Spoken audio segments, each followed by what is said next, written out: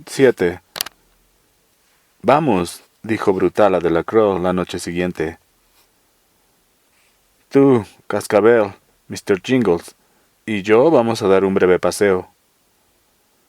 Delacroix lo miró con desconfianza, pero luego sacó el ratón de la caja de cigarros, de puros. Lo colocó sobre la palma de la mano y miró a Brutal con los ojos entrecerrados. ¿Qué quiero decir? Preguntó. Es una gran noche para ti y para Cascabel, dijo Dean mientras él y Harry se unían a Brutal. El collar de hematomas que le rodeaba el cuello había adquirido un desagradable tono amarillento, pero al menos podía hablar sin parecer un perro ladrando a un gato. Se volvió hacia Brutal y preguntó: ¿Crees que deberíamos ponerle las esposas? Brutal reflexionó por un instante. No, respondió por fin. Se portará bien, ¿verdad, él? Y el ratón también. Al fin y al cabo esta noche se correrán una buena juerga. Percy y yo contemplábamos la escena desde la mesa de la entrada. Percy tenía los brazos cruzados y una sonrisa desdeñosa en los labios. Al cabo de unos instantes sacó su peine de concha y comenzó a peinarse. John Coffey también miraba en silencio al otro lado de las rejas de su celda. Wharton estaba tendido en su camastro, con la vista fija en el techo, completamente indiferente a lo que ocurría. Seguía portándose bien, aunque lo que él llamaba portarse bien era similar a lo que los médicos de Briar Dodge habrían definido como un estado catatónico. Aquel día había otra persona en el bloque. Estaba en mi despacho, pero su delgada sombra se proyectaba fuera de la puerta sobre el pasillo de la muerte. ¿De qué va todo esto, Granville?, preguntó Delacroix con recelo, poniendo los pies encima del camastro, mientras Brutal abría la doble cerradura de la celda. Sus ojos saltaban rápidamente de un guardia a otro. «Te lo explicaré», dijo Brutal. «El alcalde Moores está de baja por un tiempo. Como probablemente sabrías, su mujer está enferma. Como probablemente sabrás, su mujer está enferma. De modo que ha quedado al mando el señor Anderson. El señor Curtis Anderson». «¿Sí? ¿Y eso qué tiene que ver conmigo?» «Bueno», dijo Harry, «el jefe Anderson ha oído hablar de tu ratón y quiere verlo actuar. Él y otros 6 funcionarios los están esperando en la administración. No son simples guardias de uniforme azul, sino auténticos peces gordos. Según tengo entendido, uno de ellos es un político que ha venido desde la capital del estado». Delacroix pareció sentirse orgulloso al oír aquello, y la desconfianza desapareció de su rostro. Era natural que aquellos hombres quisieran ver a Cascabel, Mr. Jingles. ¿Quién no iba a querer verlo? Buscó algo, primero debajo de la cama y después debajo de la almohada, y por fin encontró uno de los caramelos de menta y el carrete de colores. Miró a Brutal con expresión inquisitiva, y Brutal hizo un gesto de asentimiento. «Sí, se mueren de ganas de ver el truco del carrete, pero supongo que la forma en que come esos caramelos también tiene mucha gracia. Y no olvides la caja de puros. La necesitarás para transportarlo, ¿verdad?» Delacroix tomó la caja de cigarros y metió dentro los utensilios del ratón, que ya se había acomodado en uno de sus hombros. Luego salió de la celda, con el pecho henchido de orgullo, y miró a Harry y a Dean. «¿Ustedes también venir, muchachos?» «No», respondió Dean. «Tenemos otras cosas que hacer. Pero los dejarás boquiabiertos de él. Enséñales lo que es capaz de hacer un muchacho de Luisiana cuando se propone algo». «Ya verán», dijo Delacroix, y su cara se iluminó con una sonrisa tan súbita e ingenua que me conmovió. A pesar del terrible crimen que aquel hombre había cometido, ¡qué mundo el nuestro! ¡Qué mundo! Delacroix se volvió hacia John Coffey, con quien había entablado una especie de amistad similar a la que yo había visto centenares de veces en aquella casa de la muerte. «Los dejarás boquiabiertos de él», dijo Coffey con seriedad. «Enséñales todos los trucos». Delacroix asintió y se llevó una mano al hombro. Cascabel saltó como si se tratara de una plataforma y extendió la pata hacia la celda de Coffey. El negro sacó uno de sus enormes dedos entre los barrotes y el ratón estiró el cuello y le lamió la punta, igual que un perro amaestrado. «Vamos, Dell», dijo Brutal. «Esos hombres están haciendo esperar una cena caliente. En casa solo para ver los trucos de tu ratón». Naturalmente no era cierto. Anderson tenía que quedarse en su puesto hasta las 8, y los guardias que habían llevado allí para ver el espectáculo hasta las 11 o las 12, según sus turnos. El político de la capital seguramente sería un conserje con una corbata prestada, pero Delacroix no tenía forma de saberlo. «Estoy listo», dijo Delacroix con la sencillez de una gran estrella. De una gran estrella que ha conseguido que no se le suban los humos a la cabeza. «Vamos». Y mientras Bruto lo guiaba por el pasillo de la muerte, Dell comenzó a ensayar. «Monsieur ou madame, bienvenue à Cirque de Monsieur». Sin embargo, pese a estar absorto en su mundo de fantasía, esquivó a Percy y lo miró con desconfianza. Harry y Dean se detuvieron junto a la celda vacía situada frente a la de Wharton, quien ni siquiera se había movido. Brutal abrió los cerrojos de la puerta que daba al patio de ejercicios y se llevó a Delacroix a dar su espectáculo ante los peces gordos de la penitenciaria de Cold Mountain. Esperamos que la puerta se cerrara y miramos hacia mi despacho. La sombra seguía en el suelo, flaca como el hambre, y me alegré de que Delacroix estuviera demasiado emocionada para verla. «Sal de ahí», dije, «y démonos prisa. Y démonos prisa, muchachos. Quiero hacer 2 ensayos completos y no tenemos mucho tiempo». El viejo tutú salió del despacho con los ojos brillantes y un aire más arrogante que de costumbre. Se dirigió a la celda de Delacroix y entró. «Me siento», dijo. «Me siento, me siento, me siento». Cerré los ojos por un instante y pensé que aquel era el auténtico circo. Sí, aquel era el auténtico circo, y nosotros los ratones amaestrados. Luego aparté ese pensamiento de mi mente y comenzamos el ensayo. 8. Los 2 ensayos salieron bien. Percy actuó con una eficacia que no habría imaginado ni en mis fantasías más disparatadas. Por supuesto, eso no significaba que las cosas fueran a salir bien cuando llegase el momento de que el francés recorriera el pasillo de la muerte. Pero era un gran paso en la dirección correcta. Supuse que la eficacia de Percy se debía a que por fin hacía algo que realmente le interesaba. Esa idea me hizo despreciarlo aún más, pero no me recrié en ella. Al fin y al cabo, ¿qué más daba? Le pondría el casquete a Delacroix, lo electrocutaría y ambos desaparecerían de escena. ¿Acaso no sería un final feliz? Además, como había señalado el alcalde Moores, los sesos de Delacroix se freirían de un modo u otro, independientemente de quién estuviera a su lado.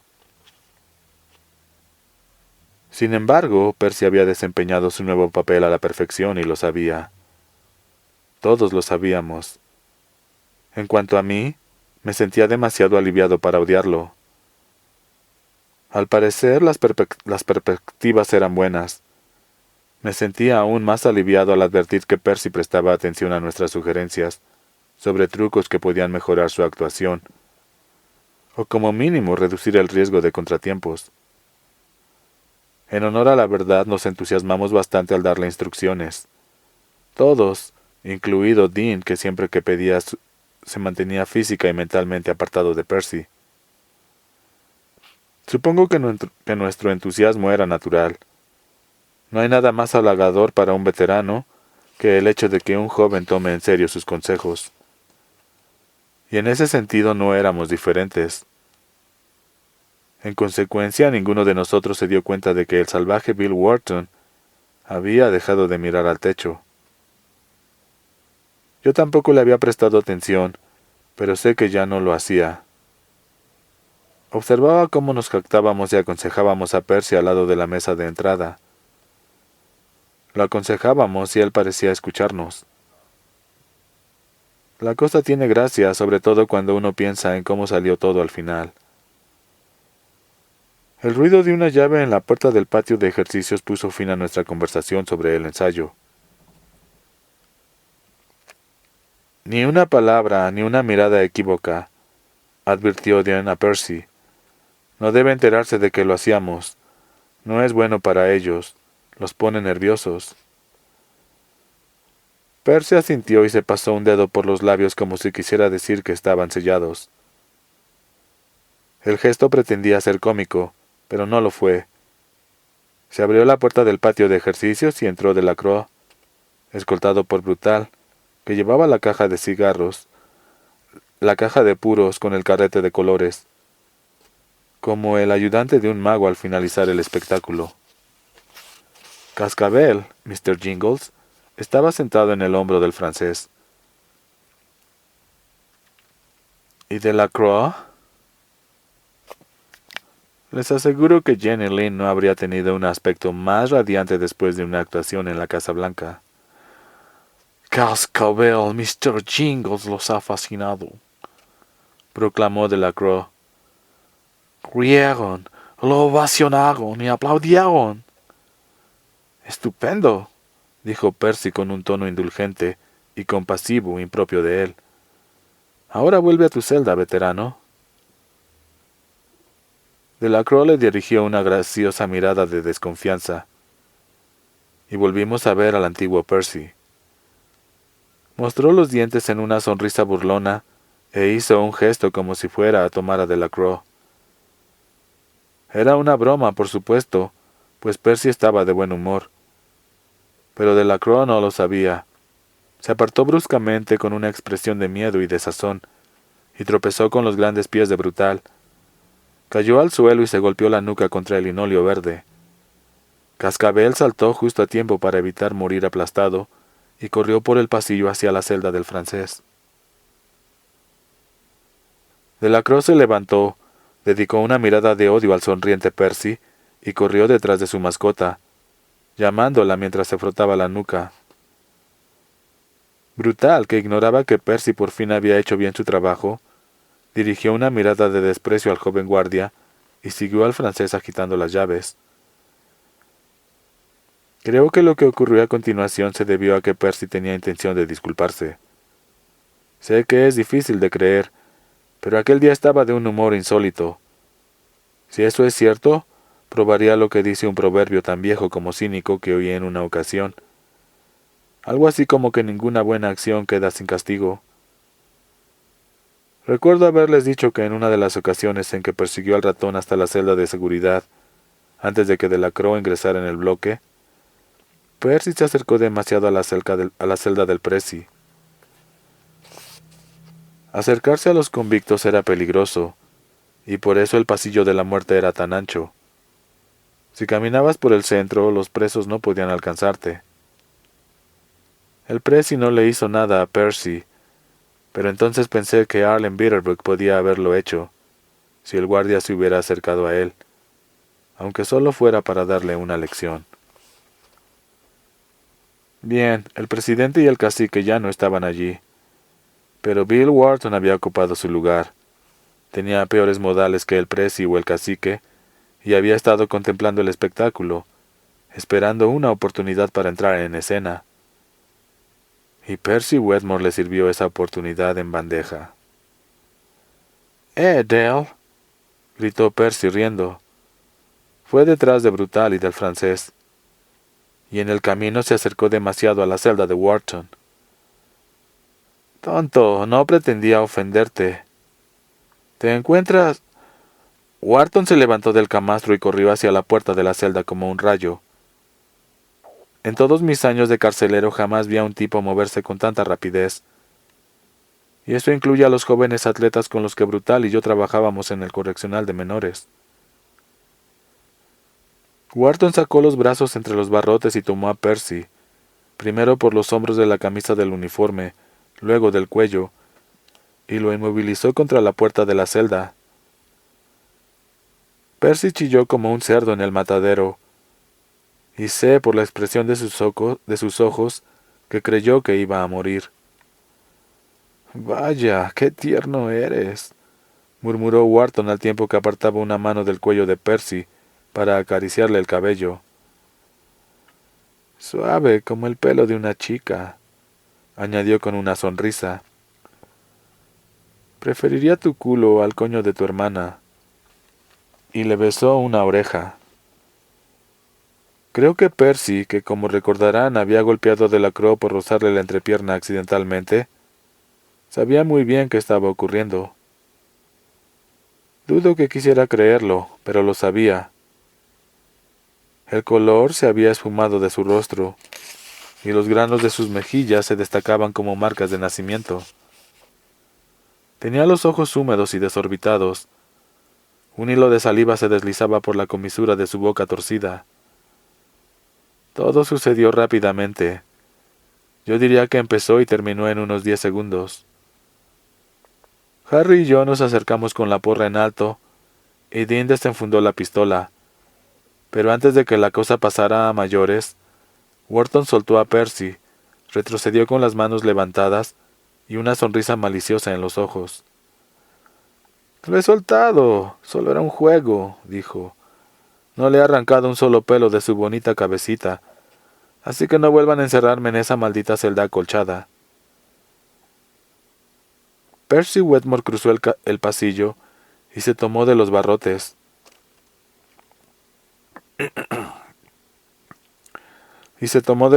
de la celda vacía de enfrente, respirando de manera tan agitada que parecía llorar. Por fin aprendería que debía andar por el centro del pasillo, lejos de las garras y los dientes de los prisioneros. Tuve la impresión de que recordaría aquella lección más que todos los consejos que le habíamos dado después del ensayo. Su cara reflejaba una expresión de auténtico horror, y por primera vez desde que lo conocía, su precioso cabello estaba enmarañado, con varios mechones en punta. Tenía el aspecto de quien acababa de salvarse por milagro de una violación. Siguió un momento de absoluta quietud, un silencio denso, roto únicamente por la respiración entrecortada de Percy.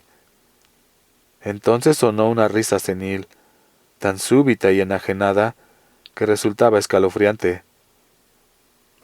Pensé que era Wharton, pero no, era Delacroix, que estaba de pie en la puerta de su celda señalando a Percy. El ratón volvía a estar sobre su hombro, y el francés parecía un brujo pequeño pero perverso, con diablillo incluido. «Míralo, se ha meado encima», gritó Delacroix. «Mirad lo que ha hecho el gran hombre. Le pega a los demás con su porra. Monsieur, mon bravo. Pero cuando alguien le toca, se mea como un bebé». Siguió señalando y riendo. Todo el odio y el miedo que sentía por Percy salió en aquella risa desdeñosa. Percy lo miró, aparentemente incapaz de moverse o hablar. Wharton se acercó a la puerta de la celda y observó la mancha oscura en la delantera de los pantalones de Percy. Era pequeña, pero estaba allí, y no había duda de qué se trataba, y sonrió. «Alguien debería comprarle pañales al chico duro», dijo, y volvió a su camastro riendo. Brutal se dirigió a la celda de Delacroix, pero el francés ya se había tendido en el camastro. Me acerqué a Percy y lo tomé de un hombro. Percy, comencé, pero él pareció revivir y apartó mi mano con brusquedad. Se miró los pantalones, vio la mancha que se extendía hasta las piernas, y su cara se tiñó de rojo. Alzó la vista, me miró y luego miró a Harry y a Dean. Recuerdo que me alegré de que el viejo tutú se hubiera marchado. Si hubiese estado allí, la noticia se habría difundido por toda la prisión en un solo día. Y teniendo en cuenta el apellido de Percy Wetmore, Wetmore literalmente, más mojado. En este caso, una desgracia para él. La anécdota se habría contado con regocijo durante años. Si le cuentan esto a alguien, estarán en la cola del paro antes de que se acabe la semana, murmuró con furia. Era la clase de comentario estúpido que en otras circunstancias me habría dado ganas de pegarle. Pero en ese momento solo podía compadecerlo. Creo que advirtió que me compadecía de él, y eso hizo que se sintiese peor, como si le restregaran una herida con un manojo de ortigas. Lo que ocurre en la milla no sale de la milla, dijo Dean con suavidad. Pero no tienes por qué preocuparte. Percy miró por encima del hombro hacia la celda de Delacroix. Brutal estaba cerrando la puerta, y desde el interior se oía claramente la risa del francés. La mirada de Percy era más negra que el carbón. Pensé en decirle que en la vida uno cosecha lo que siembra, pero llegué a la conclusión de que no era el mejor momento para un sermón. En cuanto a él, empezó, pero se detuvo a mitad de la frase. Se marchó al almacén en busca de un par de pantalones limpios. «Es tan guapo», susurró Wharton con voz melosa. Harry le dijo que cerrara el pico o acabaría en la celda de seguridad por una simple cuestión de principios. Wharton se cruzó de brazos, cerró los ojos y fingió dormir. 9. La noche anterior a la ejecución de Delacroix, hizo más calor que nunca, 27 grados, según comprobé en el termómetro colgado en la ventana de la administración cuando fiché a las 6. 27 grados en octubre, imagínense, y los truenos resonando en el oeste como ocurre en pleno mes de julio. Aquella tarde me encontré con un miembro de mi congregación que me preguntó con aparente seriedad si creía que un tiempo tan insólito podía ser señal de que se acercaba el fin del mundo. Respondí que estaba seguro de que no, pero entonces se me cruzó por la cabeza que sí lo era para Edward Delacroix. Desde luego que sí. Bill Dodge estaba junto a la puerta del patio de ejercicios, tomando café y fumando un cigarrillo. Me miró y dijo: «Vaya, ¿a quién tenemos aquí? Paul Edgecombe en persona». «¿Qué tal te ha ido el día, Billy?» «Bien». «¿Y Delacroix?» «Bien. Sabe que mañana es su día, y al mismo tiempo no parece darse por enterado. Ya sabes cómo se comportan casi todos cuando les llega el fin». Asentí con un gesto. «¿Y Wharton?» «Vaya comediante», exclamó Bill con una risita. «Hace que Jack Benny parezca un cuaquero a su lado», le dijo a Rolf Watermark, que comía mermelada de fresa del coño de su esposa. ¿Y qué contestó Rolf? Que no estaba casado. Le dijo que debía de estar pensando en su propia madre. Reí con ganas. Aunque era una vulgaridad, tenía gracia, y era un placer reír sin sentir que alguien encendía cerillas en mi vientre. Bill rió conmigo. Luego arrojó el resto del café al patio, donde a esas horas solo quedaban algunos presos de confianza que parecían llevar 1000 años allí. Se oyó un trueno a lo lejos y un relámpago iluminó el cielo encapotado. Bill miró hacia arriba con intranquilidad y dejó de reír. «Te confieso que este tiempo no me gusta nada. Parece que fuera a pasar algo en cualquier momento, algo malo». En eso tenía razón.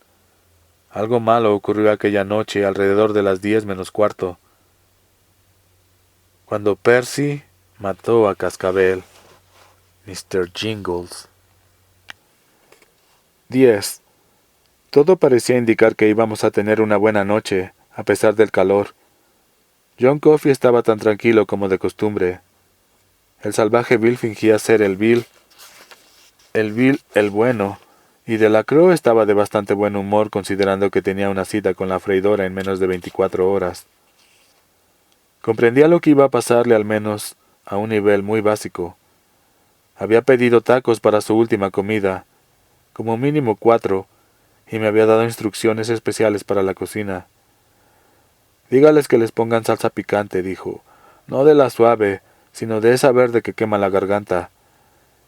Esa salsa me da cagarrinas, y me paso todo el día siguiente en el lavabo. Pero esta vez esto no será problema. Schneepah. La mayoría de los condenados se preocupaban por su alma inmortal con una especie de estúpida morbosidad. Pero Delacroix no dio mayor importancia a mi pregunta sobre quién quería que le diera consuelo espiritual en sus últimas horas. Si el cacique Bitterbrook no había puesto objeciones a Shuster, tampoco lo haría él. Lo que de verdad le preocupaba, como seguramente habrán imaginado, era qué pasaría con Cascabel después de que él muriese.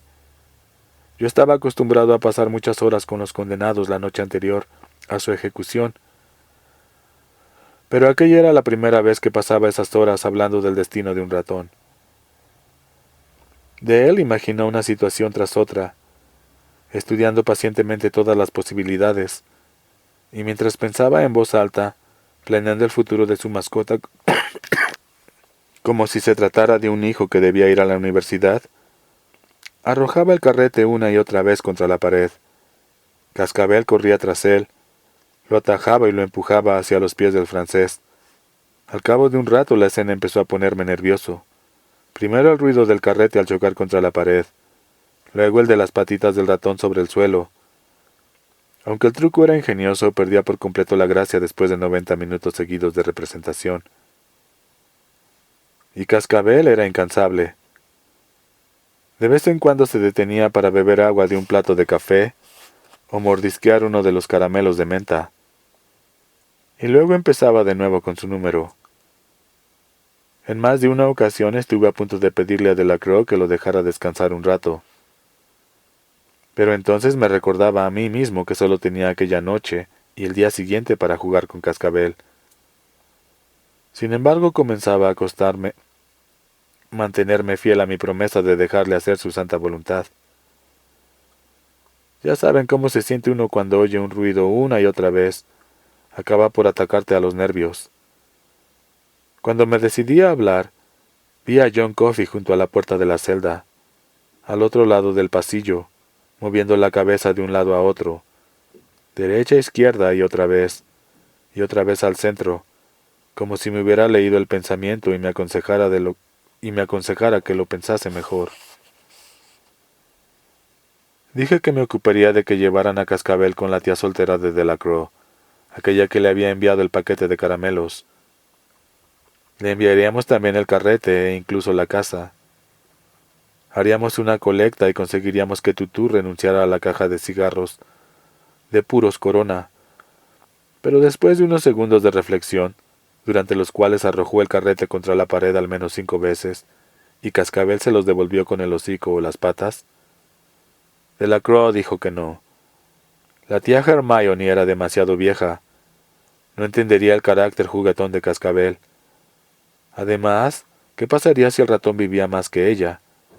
¿Qué sería de él en ese caso? No, la tía Hermione no era la persona adecuada. Le pregunté qué le parecería que uno de nosotros se ocupara de él.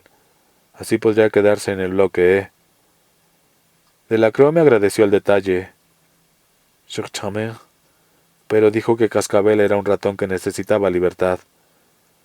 Él lo sabía porque ya habrán adivinado, el ratón se lo había dicho al oído.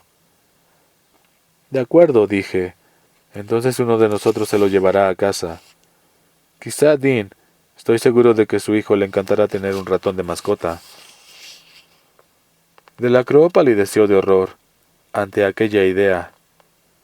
Un niño pequeño a cargo de un genio roedor como Cascabel. Como en nombre de Bon Dieu, ¿Cómo en nombre de bon Dieu esperaba que un crío pudiera continuar con su entrenamiento? Y mucho menos enseñarle trucos nuevos. ¿Y si el pequeño perdía el interés y se olvidaba de alimentarlo 3 días seguidos? Delacroix, que había asado vivos a 6 seres humanos, con el fin de encubrir su primer asesinato, se estremeció con la repulsión de un fanático antiviviseccionista. De acuerdo, me lo llevaré yo mismo. 48 horas antes de la ejecución, les prometía cualquier cosa. Cualquier cosa. ¿Qué te parece? No, señor Edgecombe, dijo Dell, con tono de culpabilidad. Arrojó otra vez el carrete que rebotó contra la pared y giró. Cascabel corrió hacia él de inmediato y le empujó de vuelta hacia Delacroix. Muchas gracias, merci beaucoup. Pero usted vive en el bosque y Cascabel tendrá mucho miedo de vivir en el Bois. Lo sé porque creo que pueden adivinarlo de él. Creo que puedo adivinarlo de él, dije. Delacroix asintió con una sonrisa. Pero le aseguro que encontraremos dónde colocarlo. Arrojó el carrete otra vez y Cascabel corrió tras él. Intenté disimular mi fastidio. Al final Brutal me salvó el día. Estaba en la mesa de entrada mirando a Harry y a Dean, que jugaban a las cartas. Percy también estaba allí, y Brutal se cansó de intentar iniciar una conversación y obtener gruñidos por respuesta. Se acercó al banco donde yo estaba sentado junto a la celda de Delacroix, y se detuvo allí a escuchar nuestra conversación, con los brazos cruzados. —¿Qué me dices de Ratonlandia? —preguntó Brutal, rompiendo el silencio que siguió cuando Delacroix rechazó la hospitalidad de mi vieja casa en el bosque. Lo dijo con tono casual, como quien propone una idea que acaba de cruzársele por la cabeza.